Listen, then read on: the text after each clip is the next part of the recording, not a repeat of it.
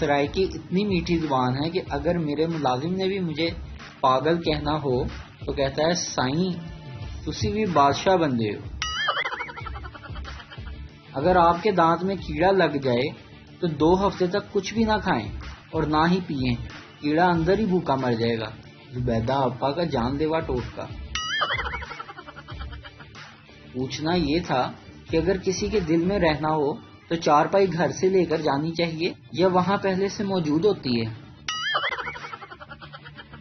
قائد اعظم نے فرمایا کہ کام کام اور بس کام، لیکن یہ نہیں بتایا کہ کون سا کام۔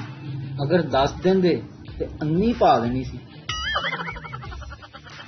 بابا جی فرماتے ہیں کہ انگریزوں کو جب بھی بھوک لگتی تھی تو وہ سینڈوچ، برگر یا پیزے کھا لیتے ہیں، اور یہی ان کا کھانا ہوتا ہے۔